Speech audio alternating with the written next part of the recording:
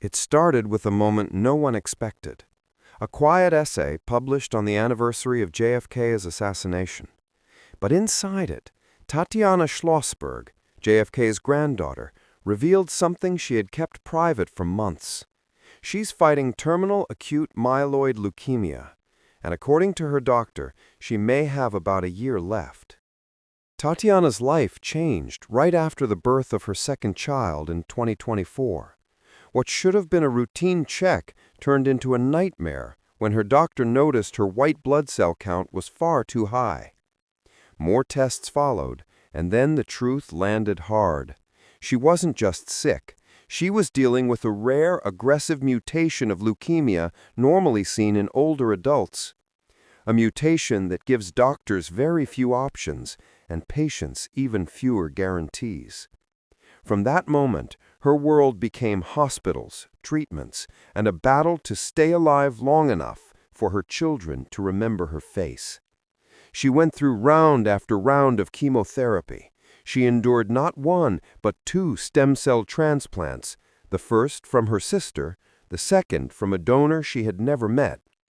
When that wasn't enough, she entered clinical trials, hoping science might give her even a little more time.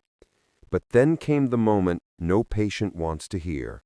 A doctor looked at her and with painful honesty said he could maybe keep her alive for a year, maybe.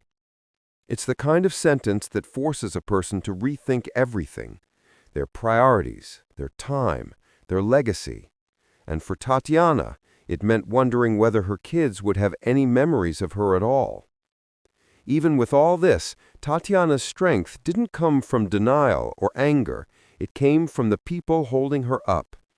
She writes about her husband staying in the hospital with her, handling long conversations with doctors, and taking on responsibilities she never imagined letting go of. Still, there's a heaviness that lingers, the weight of the Kennedy legacy, the sense that tragedy keeps circling back to her family. But what she revealed next is what shocked people the most. In her essay, Tatiana directly called out her cousin, Robert F. Kennedy Jr., now serving as the U.S. Secretary of Health and Human Services.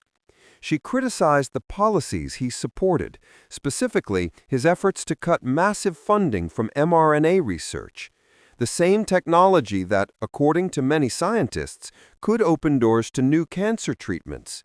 The same research she relies on to survive. Tatiana didn't accuse him with anger.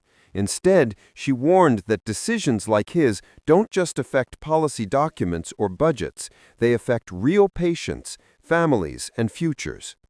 She made it clear that these cuts threaten the progress that people like her desperately depend on.